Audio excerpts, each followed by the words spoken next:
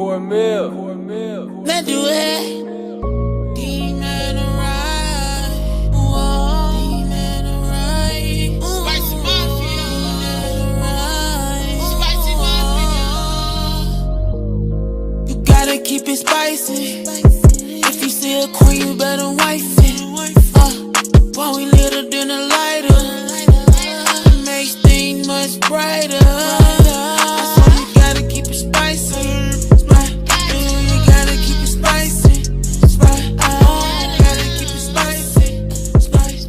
All right, so it's been, something like a little more than a year since I've talked to Semyon Germanovich, who is the CEO and founder of Cryptophyl, a newish SLP token trading site and exchange. It's got a beautiful layout, crisp. Semyon is a pretty great thinker. He's someone that we pay a lot of attention to at CoinSpice and the chat. And before I get too far into all of that, first off, man, thanks so much for coming on the show. Yeah, it's awesome to be here, and thank you very much, Edward, for the kind words. And just before we get into it, I want to say that CoinSpice is by far my favorite publication for spicy news. So good job with everything that you've done, and I want to wish you the best of luck for everything that you've got coming. Thanks, man. That's very nice of you. But again, we are big fans of Cryptophyl, and as I alluded to in the introduction, we go way back by crypto terms. So in December of 2018, if I remember correctly, you and your cohorts there were launching Voltaire, which by itself was a pretty ambitious exchange, and you were basing it off of Bitcoin Cash and going all in there. And that was right around the time of the contentious hard fork that everybody said was not going to split. We were going to be fine, and of course, then it split. Take us a little bit through about what you learned from starting Voltaire and in such a volatile time, and how we get to Cryptophyl. Yeah, absolutely. So as you pointed out, the time during which we had Voltaire up and running was a very tough time. And running a crypto company is quite a hard venture alone, because you're constantly dealing with a multitude of factors which influence the market, and the regulatory uncertainty and changes in the law, and you're up against a lot of fluid aspects. So actually then, when we launched Voltaire, we probably didn't adopt the correct approach. And what I mean by that is we didn't offer significant value adds to users as an exchange to trade with us. Going along just with BCH pairs alone was not enough. And although there was uptake and people were trading, we got really affected by the split. And a lot of people withdrew their funds from the platform because there was obviously a lot of concern about the safety of money and what was going to happen in this replay protection stuff. So obviously when that happened, there was a split. BSV came to be, BCH came to be, and we lost a lot of our customers. And at that point, we were like, okay, well, it probably doesn't make sense to keep going. So we shut down the exchange in March of 2019, the subsequent year. So 3 months after the fork. And I actually went back to continue studying and develop the first Bitcoin module, the first university level Bitcoin course in the UK. Which is where I focus my time and energy. And so we made the first cryptocurrency course that full-time students took. So it was open to business school students at my university. And I did my dissertation on Bitcoin. So I did it on double spend prevention and merchant solutions. And I basically graduated. So I was running Voltaire as an undergrad. I was still a student. And then I finally graduated, and SLP came to be. Which is kind of the next part of the story. I was very fortunate to be in Telegram and be in all these chat rooms, and I saw that Spice was a thing, and people were really using it and really tipping with it. And for the first time, I observed that the bigger blocks and the lower fees offered by Bitcoin Cash were being utilized in a way which was scalable. So what I mean by that is a simple ledger protocol and SLP. And it was really exciting for me and my colleagues, my ex-colleagues who I had worked on Voltaire with, to see this uptake of tokens and the tokenization of Bitcoin Cash. So that kind of brought us to March / April of 2019. And at that point, when I saw SLP and how popular it had become in such a short time, I was like, damn, I got to learn more about this. So I dedicated a couple of months to read about SLP and fully understand how it works. And what really appealed to me was that it's an optional protocol. It's not enforced by the consensus, right? So Right. People who care about SLP and token transactions on Bitcoin Cash, they do so voluntarily, and they're not forced to do so. And in Ethereum, as you may be aware, ERC20 tokens are fully validated by Ethereum mining nodes, full nodes. And this kind of puts a burden on everyone when some people might not care. And this is the value add I see with Simple Ledger. And the fact that it's based, and the fact that it's portable because it's based on the ability of people to post arbitrary text messages is really exciting for me, because if there is another Bitcoin that does win in the long term, and the other forks that we have do not win, SLP will be portable to that blockchain, and all of the work that we've done and all the amazing work that people in SLP are doing will be portable onto that blockchain. So from a technical standpoint, I think it's a fantastic solution, and to see Spice token gaining so much traction was really exciting for us. And at that point, we decided that we should use what we have, adapt it, and make it work with SLP. Yeah, it's truly organic. Spice is not related to CoinSpice in any particular way, but it did come out of our chat and some of the fans of CoinSpice and people involved with it. But they're separate things. But it certainly was organic. Watching that develop, and people love tipping the peppers and putting them out there. And good on you to see that. And also, you were very candid about the mistakes you'd made, and your blog post is one that we reported on at the time. And it's nice to see that you learned from concretely from Voltaire, because I think a lot of people feel like they only sort of see successful entrepreneurs at the end, and they don't see all the kind of making of the sausage as it went on, and the struggles and let's try this and try that. And you were very upfront about, hey, this was a good idea, this was not such a great idea, and you were able to transfer that over to Cryptophyl. And again, it's Cryptophyl, so crypto like crypto, and then PHYL.com, and it's got a really nice interface. The color scheme is good. There's not a lot of confusing graphics and charts. They've got, if I remember correctly, you've got 4 right now. Is that correctly? 4 tokens, and the base pairs are usually with BCH at the moment. Yeah, that's correct. So we started off just with Spice, and we listed Spice against BCH, and this was August the 12th. So when we finally rewrote what we had to work with SLP, we launched the Spice market, and at the start it was very quiet, and the market cap of Spice was only maybe 100,000 or 50,000 US, and we only had like 30 users, and it was in closed beta. But we had a lot of good feedback from our users, and we implemented it in the 3 weeks after. The Spice market cap grew, and SLP trading really started to take off. And at that point, we realized that there's a lot of potential to benefit from the growth of SLP by being in early. But we also realized that it's actually a really awesome protocol, and it works really well. And in the last sort of 6 months, we've seen the Simple Ledger core development team really nail out all the scaling problems they had. And we're now in a position where we can onboard as a protocol a lot of new tokens and a lot of economic activity, which is really awesome. And that was going to be my next line of questioning, in that as you bring an exchange on board and you have some success, the temptation has to be to just kind of list everything. But then on the other hand, or on the other side of that, is the fact that you could water down the product and people could become disillusioned, and you have to worry about scams and all the rest of it.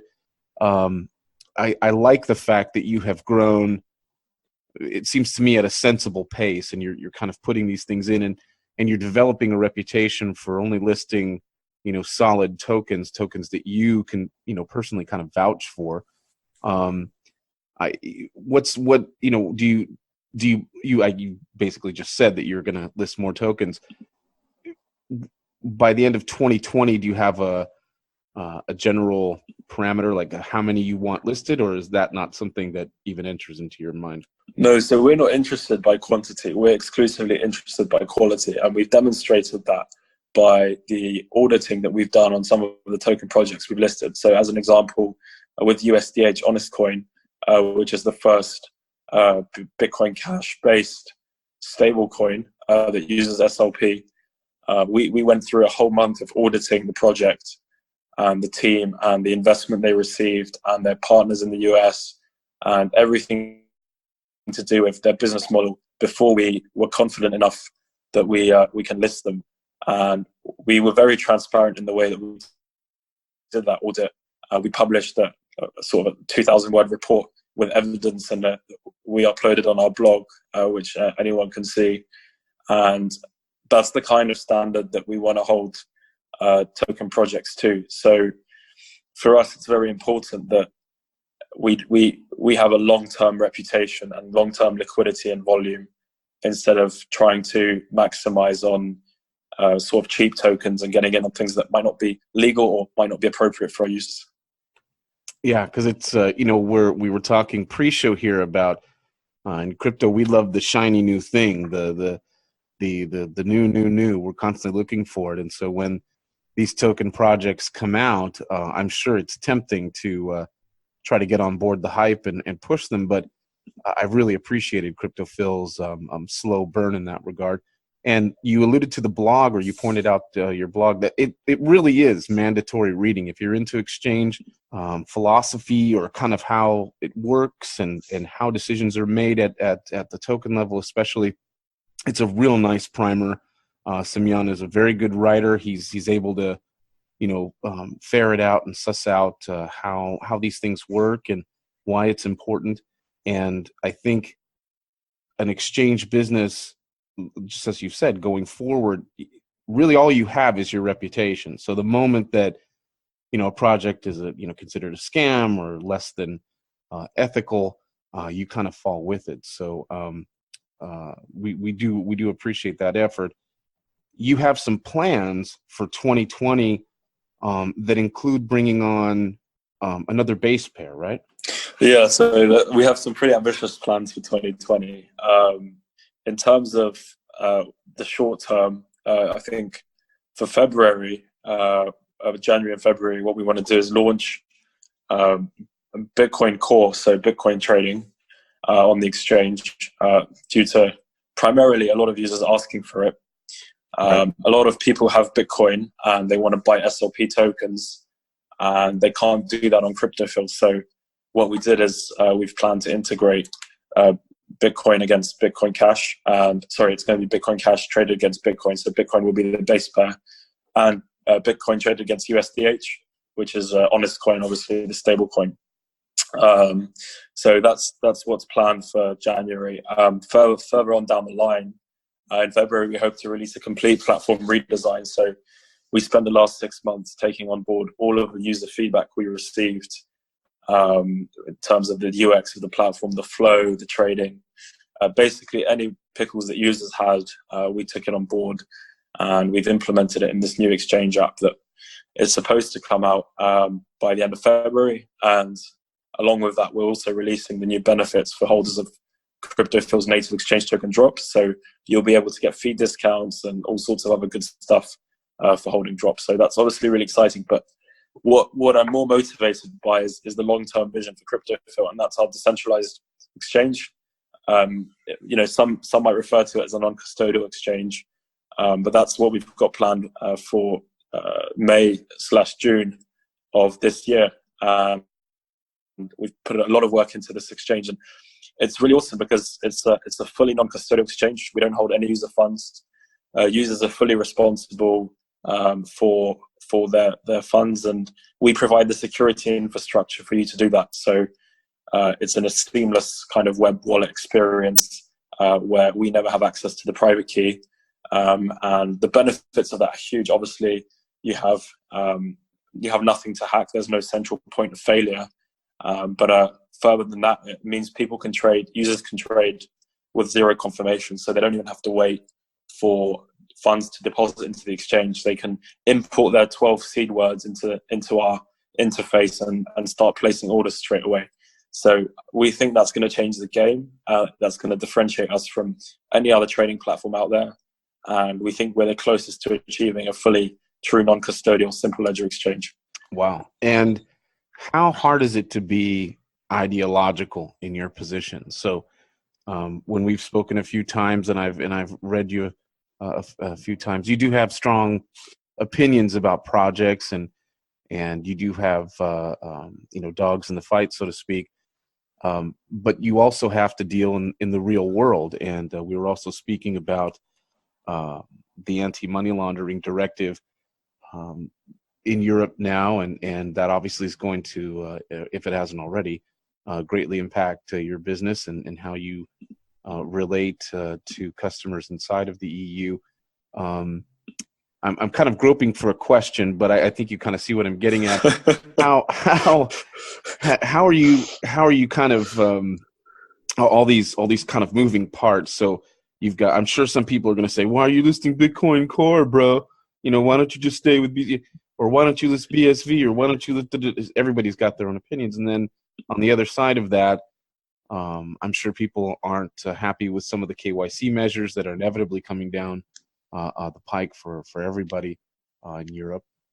How do you, I guess, deal with all of those pressures? Yeah, absolutely. I mean, I think there's two questions there. The first one is politics, and the second one is KYC. And I'll start with what our users care more about, which is KYC. So we're currently registered in the United Kingdom, and obviously the UK, still being in the EU, has to comply with law that's passed down and implemented at the European level, the European Union Parliament. And what's been coming for the last sort of one and a half years, 2 years, is 5MLD, which is a law that was passed that put cryptocurrency companies under the same regulatory blanket as traditional finance companies, so funds and banks and fintech companies and the like. And what it really boils down to for users is any users inside the European Union who are interfaced with by exchange, who interact with exchanges, should have there should be AML and KYC in that relationship. And if you are registered in the EU, you should impose KYC and AML on your relationship with all other customers. Now, obviously, that's a huge change for our users when they're used to there being almost no KYC. We still do AML stuff such as blockchain monitoring, but we don't do it. We didn't really have any KYC up until recently, and introducing KYC was really painful for us because we really value as a company personal freedom and user privacy. But in the real world, unfortunately, it's you can't be idealistic, and you have to comply with regulations and prevent financial crime and terrorist financing. So it was a tough decision for us, and what we initially decided to do was to go fully compliant with the legislation in the UK and do full KYC. And it means that if you want to withdraw more than 150 euros, so that's about what the exchange rate is now, but maybe $180 from Cryptophyl, you'd have to provide your ID. And the response we got from our users was there was quite a lot of backlash. So I think about 40% of our users weren't happy, and they decided that they wouldn't be trading anymore on Cryptophyl. Wow. And it's a huge number, right? And it was very tough for us to kind of continue with that decision. So what we've done now is we've decided to go back and do a phased approach, which is what we're announcing today. So we've rolled out the KYC and the AML stuff already. So you can verify your phone number and you can verify your identity. But as for now, we won't be requiring users to submit identity verification information, so proof of ID. And I don't think we ever will. And in doing so, we're going to operate from outside the European Union. in cases where we will have to do identity verification, such as when customers are doing suspicious activity, or there might be some other reasons to enhance due diligence, which is the term the industry uses, we will be asking our users for identity verification. But moving forwards, we're going to comply with the legislation on the local level. So we'll do EU rules for the EU users, we'll do Asian rules for the Asian users, US rules for the US users, and so on and so forth. What a mess. What an absolute mess. I mean, not on your part. I'm talking about the imposition of these regulators. I remember when Shapeshift went through something similar, and Eric Voorhees, I think he was going to cry when he announced it. I mean, he was really, really beside himself, announcing how they were going to sort of preemptively comply with KYC, just to, allow themselves to. He had responsibility to his employees and his investors, and they had to do that. But just listening to you talk about it, I can hear that this is something that you guys were tortured by. But going forward, if you want to exist, you have to play ball, right?